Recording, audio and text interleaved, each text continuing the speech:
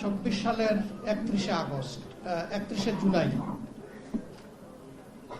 বাংলাদেশ জামাতে ইসলামীকে নিষিদ্ধ করার সকল আয়োজন সম্পন্ন হয়েছিল। কি কারণে তারা 31শে জুলাই করে নাই তারাই ভালো বলতে পারবে। তবে আমরা নিশ্চিত হয়ে গেলাম যে 1 আগস্টে তারা আমাদেরকে নিষিদ্ধ ঘোষণা করবে। এর আগেও আমাদের সংগঠন বারবার স্বৈরাচারী সরকারের রোষানলে পড়ে নিষিদ্ধ হয়েছে। সুতরাং এই অভিজ্ঞতা আমাদের জন্য নতুন ছিল, কিন্তু বাংলাদেশকে নিয়ে আমরা চিন্তিত হয়ে পড়লাম।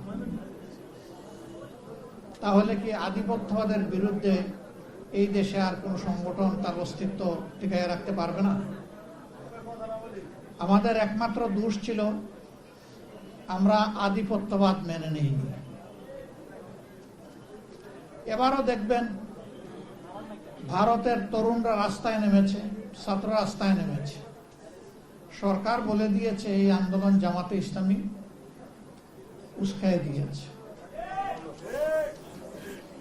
আমাদের নিয়ে তাদের এত ভয় কেন? তাদের ভয়ের জায়গাটা এককালীন একজন প্রতিমন্ত্রী তিনি বলেছিলেন যে বাংলাদেশে এক এক করে সকল রাজনৈতিক দলকেই পকেটে ঢুকিয়ে ফেলেছে একটা দেশ, শুধু একটা দলকে পারে নাই, এই দলের নাম জামাত ইসলামী।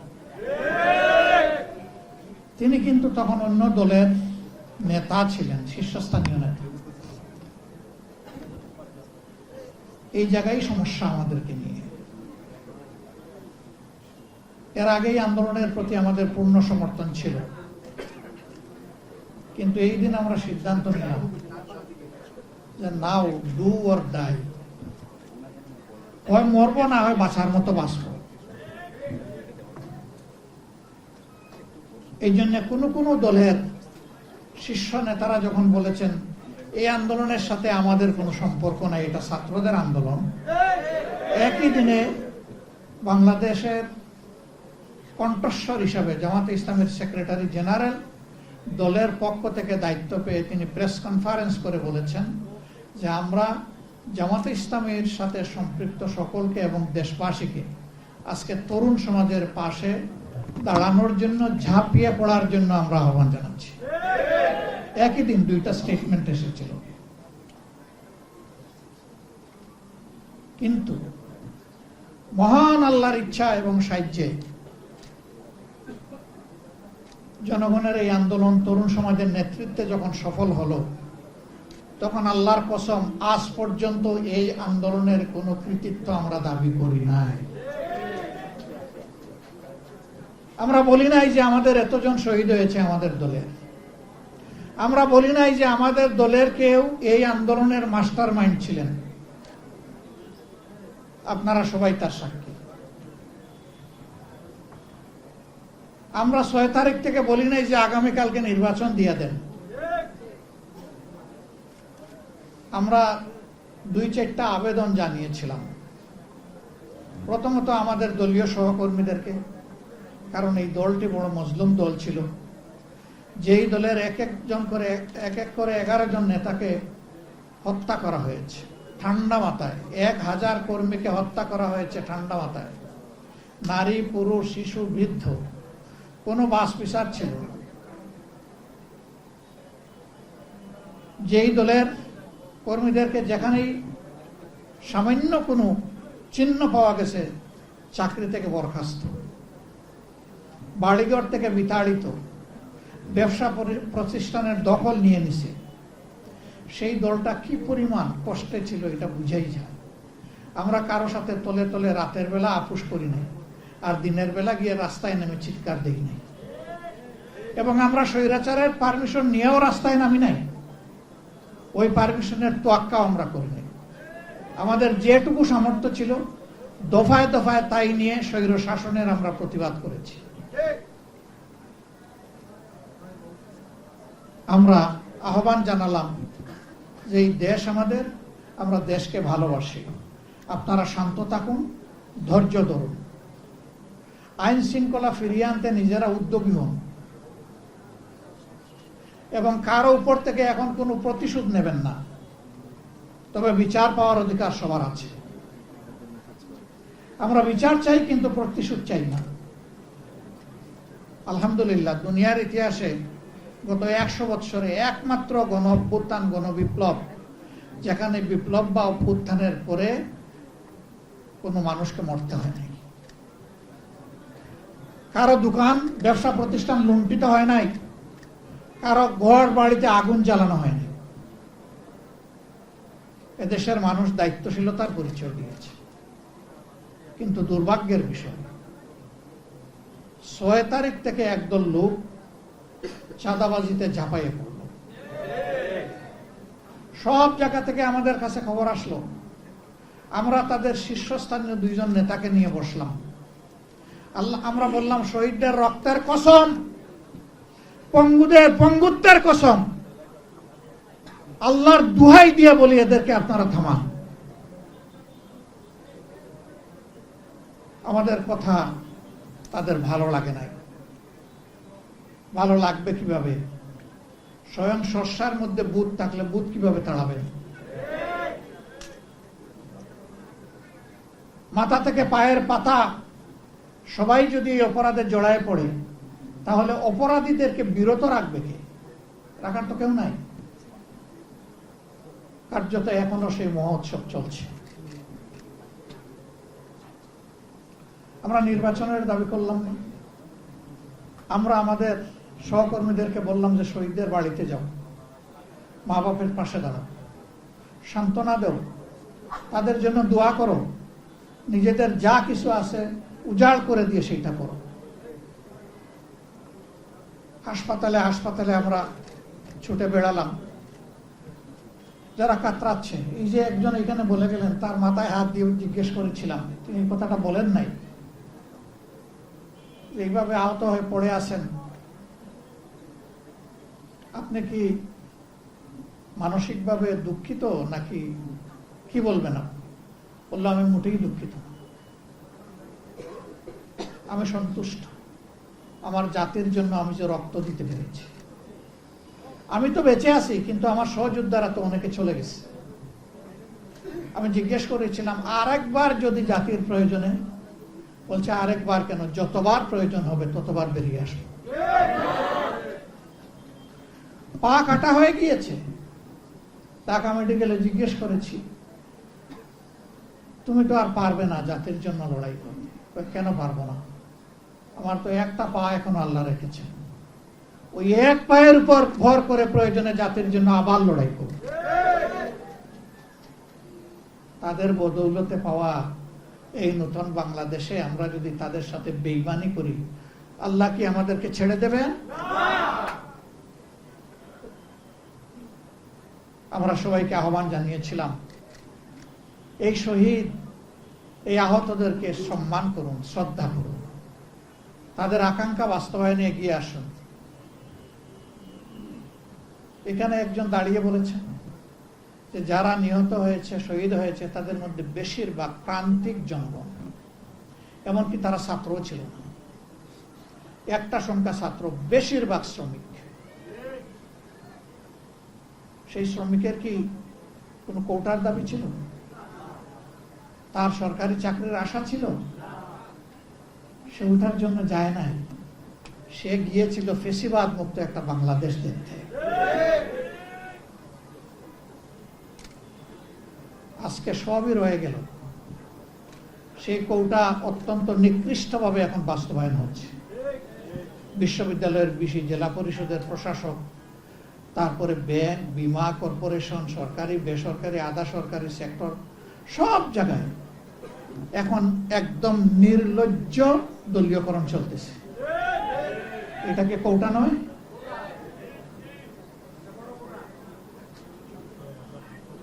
এখানে যোগ্য লোকদেরকে, দেশপ্রেমিক লোকদেরকে সরিয়ে দেওয়া হচ্ছে। বাছাই করে করে অসৎ, দুর্নীতিপরায়ণ লোকদেরকে প্রধান প্রধান জায়গায় পদায়ন করা হচ্ছে, যেন একটা দুর্নীতির স্বর্গরাজ্য কায়েম করা যায়।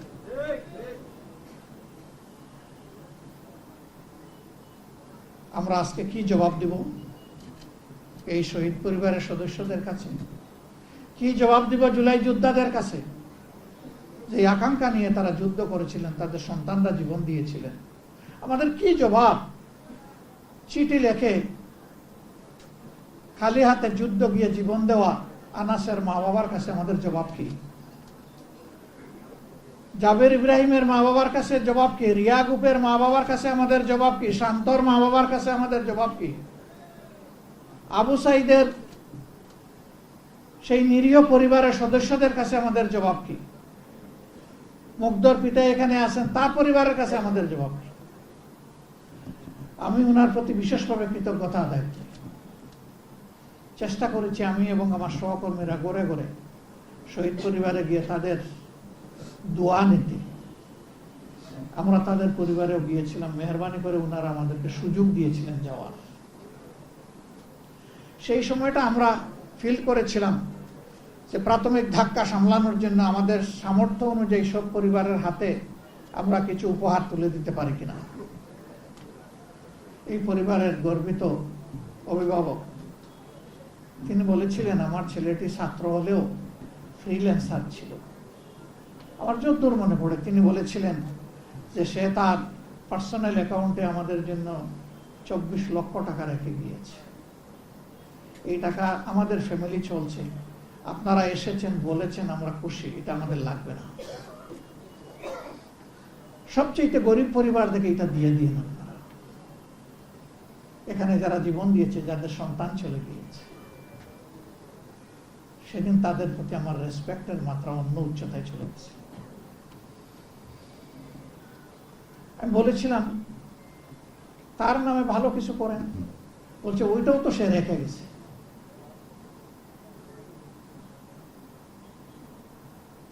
এই যে পবিত্র একটা আকাঙ্ক্ষা, আমার ছেলে যে কারণে জীবন দিয়েছে ওই কারণে সহযোদ্ধাদের প্রতি একটু সম্মান দেখালে আমি বরঞ্চ কৃতজ্ঞ হব, মানসিক প্রশান্তি পাব।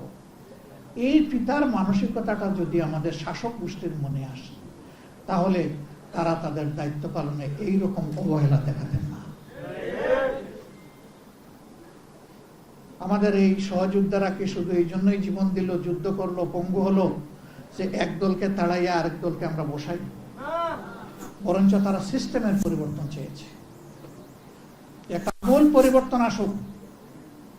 সেই সরকারের আমলে শিক্ষাঙ্গন গুলা ছিল সবচেয়ে খারাপ, গণরুম গেস্ট রুম করে সেখানে টর্চার সেল গঠন করা হয়েছে, এমনকি মেয়েদের হলে পড়ছে। তো সেই অবস্থা থেকে আল্লাহ তাআলা আমাদেরকে নাজাত দিলেন। এখন মনে হচ্ছে আবার আমরা সেই একই অন্ধকার গলিতে ঢুকে যাচ্ছি। বাংলাদেশ জামাতে ইসলামী কি করবে? জামাতে ইসলামী কি সেই অন্ধকার গলিপথে হাঁটবে? ইনশাআল্লাহ না।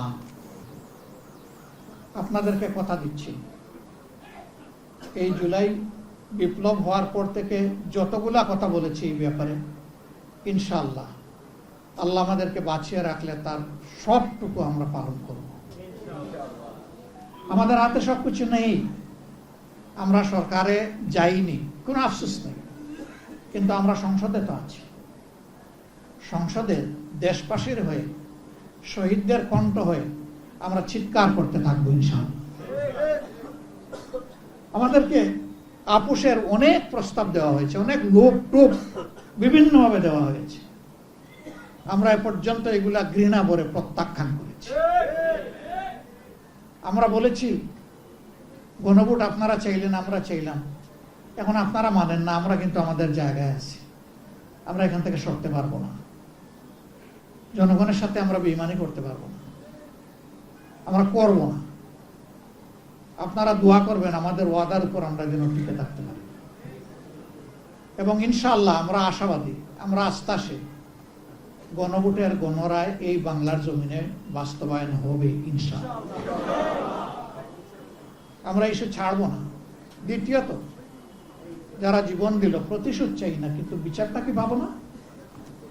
শুধু কারো বাবার বিচার, নিজের বিচার, মায়ের বিচার, বোনের বিচার, ভাইয়ের বিচার হবে, আর এই দেশের নিরীহ জনগণ শহীদ হয়েছে তাদের হত্যাকারীদের বিচার হবে না? সেই বিচারও ইনশাআল্লাহ এই বাংলার মাটিতে হবে। কোনো বিচার 50 বছর পরে হয়েছে এই দেশে, কোনটা হয়েছে 21 বছর পরে। আমরা কথা দিচ্ছি এই বিচারও ইনশাল্লাহ জয় দিন, জয় মাস, জয় বছর পরে হবে হবে হবে ইনশাল্লাহ। আমরা এটাও ছেড়ে দিব না, এই দাবি আমরা ছেড়ে দেব না। আমরা ছেড়ে দেওয়ার কেউ নই, আমরা ওয়াদাবদ্ধ। এই ওয়াদা আমাদেরকে বাস্তবায়ন করতে হবে। আমরা সরকারের কাছে খোলা মনে আহ্বান জানাবো। ভুলভ্রান্তি মানুষের হয়, দলের হয়, সরকারের হয়, বিরোধী দলের হয়, সবার হইতে পারে। আমরা মনে করি সুস্পষ্টভাবে আপনারা জাতির সাথে দেওয়া কথা লঙ্ঘন করেছেন, আপনারা জাতির সাথে বিশ্বাস রক্ষা করেন নাই, আপনারা বিশ্বাসঘাতকতা করেছেন। আপনারা ফিরে আসেন, এই দাবি মেনে নেন, দানাই বানাই বাদ দেন, এইটা ওইটা ডানে বামে চলা বাদ দিয়ে সোজা চলেন। জাতি কঠিন সংকটে আপনাদের পাশে থেকে এই দেশকে গড়বে ইনশাআল্লাহ, কারণ আমরা আমাদের দেশকে ভালোবাসি। আরেকটা কথা আমরা বলে দিচ্ছি, আমাদেরকে বিভিন্ন ভয়ভীতি দেখানো হচ্ছে, আপনাদেরকেও দেখানো হচ্ছে। আল্লাহর কসম, আল্লাহ ছাড়া কাউকে ভয় করব না। কেন ভয় করব? ফাঁসির তক্তার উপরে তো আমাদের নেতৃবৃন্দ দাঁড়িয়ে বলেছেন, সাবধান, অন্যায়ের কাছে মাথা নত করা যাবে না। আমরা ওই জায়গায় দাঁড়িয়ে আছি। আমরা মনে করি যে আমরা প্রতি মুহূর্ত ফাঁসির তক্তার উপরেই আছি, কিন্তু আমরা কারো কাছে মাথা নত করবো না ইনশাআল্লাহ। আমাদেরকে যাই করা হোক, যাই বলা হোক, আখের মনে রাখবেন যে সমস্ত শক্তি এবং কুওয়াতের মালিক হচ্ছেন আল্লাহ রাব্বুল আলামিন। এখানে একজন জুলাই যোদ্ধা, তিনি বলে গেছেন কোরআনের একটা আয়াত, কাম মিন ফিয়াতিন কালিলাতিন গালাবাত ফিয়াতান কাসীরাতান বিইজনিল্লাহ। বড়ত্বের দম্বে, অহংকারে কেউ যেন ফেটে না পড়ে। আল্লাহর কাছে এটা 2 পয়সার কোনো মূল্য নেই। আল্লাহ চাইলে বিশাল বাহিনীর উপর ক্ষুদ্র বাহিনীকে বিজয় দিয়েছেন, বারবার দিয়েছেন ইতিহাসে। সে বিজয় তো আমরা দেখেছি। আমাদের সন্তানরা হাতের মধ্যে একটা দা কিরিস নিয়েও রাস্তায় নামে নাই। ইমানের অস্ত্র বুকে ধারণ করে, আল্লাহর উপর ভরসা করে, দেশপ্রেম, মানব প্রেমে উদ্বুদ্ধ হয়ে তারা খালি হাতে মোকাবেলা করেছে। সমস্ত অস্ত্র, গোলা বারুদ সব কিছু সেদিন বুথা হয়ে গিয়েছিল। এটি বিশ্বের ইতিহাসে আনপ্রেসিডেন্টেড, এটার কোনো তুলনা নাই। এই দেশের মানুষকে, যুব সমাজকে মেহরবানি করে ভয় দেখাবেন না। জুলাই যোদ্ধাদের উপরে আক্রমণ হচ্ছে বিভিন্ন জায়গায়, আমাদের উপর আক্রমণ হচ্ছে। দোষ আমাদের একটাই, যে আমরা অন্যায়ের বিরুদ্ধে কথা বলতেছি। আক্রমণ করেন, অসুবিধা নাই। করতে করতে কে কোথায় যে পালায় আর ডুবে আল্লাহ তাআলা ভালো জানে। কিন্তু আমরা যা বলার জাতির অধিকারের জন্য আমরা বলেই যাব, আমাদের মুখ কেউ বন্ধ করতে পারবে না। আমি আপনাদের কাছে প্রিয় সংগঠনের পক্ষ থেকে গভীর কৃতজ্ঞতা জ্ঞাপন করছি। শহীদ পরিবারের যারা এসেছেন, জুলাই যোদ্ধা যারা এসেছেন, সম্মানিত অতিথিবৃন্দ আমাদের দাওয়াত কবুল করে এসেছেন, আল্লাহ তাআলা আপনাদেরকে উচ্চ মর্যাদা দান করুন। আমাদের প্রিয় শহীদদেরকে আল্লাহ তাআলা মুহাক্কিক শহীদদের তালিকায় অন্তর্ভুক্ত করুন। তাদের পরিবারকে আল্লাহ তাআলা ধৈর্য ধরার তৌফিক দান করুন। সারা বাংলাদেশে আল্লাহ তাআলা গড়ে গড়ে সেই রকম বীর তৈরি করে দিন। বীরদের আকাঙ্ক্ষা পয়দা হলে এই জাতি হবে বীরের জাতি, আর বীরদের আকাঙ্ক্ষা পদদলিত হলে এই জাতি হবে গুলামের জাতি। আমরা গুলাম হয়ে একদিনও বাঁচতে চাই না, গুলাম হয়ে 1 বছর 1 যুগ বাঁচতে চাই না, বরঞ্চ আমরা বীর হয়ে 1 সেকেন্ড বাঁচতে চাই। আল্লাহ তাআলা যেন সেই তৌফিক আমাদেরকে দান করে। সম্মানিত বন্ধুগণ, নামাজের যেহেতু সময় হয়ে গেছে, কথা আমি আর বাড়ালাম না। আমি আবারও কথা দিচ্ছি, জীবন দিব ইনশাআল্লাহ, জুলাই দিব না। জুলাই অন্তরে ধারণ করে রাখবো। আমরা পারি না শহীদ পরিবার এবং আমাদের আহত ভাইদের বোনদের পাশে দাঁড়ানোর, সবসময় ইচ্ছা থাকলেও আপনারা আমাদেরকে ক্ষমা করবেন, কিন্তু আমরা কিন্তু আপনাদেরই অংশ, আপনাদের এই পরিবারের সদস্য। আল্লাহ রাব্বুল আলামিন আজকের এই আয়োজনকে কবুল করুন। আমাদের সভাপতির বক্তব্য আছে, শুনেই আমরা সভা শেষ করবো ইনশাল্লাহ। সবাই ধৈর্য ধরে একটু বসবেন। আজকে কোনো প্রশ্নের উত্তর আমরা দিচ্ছি না। আজকে আসলেই আমরা খুবই বারাক্রান্ত হৃদয় এখানে দাঁড়িয়েছি। কারণ 2 বছর হয়ে গেল জুলাইয়ের আকাঙ্ক্ষা তো পূরণ হচ্ছে না, আর ওতে এখন উল্টা দিকে চলছে। আল্লাহ আমাদেরকে সঠিক পথে চলার তৌফিক দান করুন। আসসালামু আলাইকুম ওয়া রাহমাতুল্লাহ।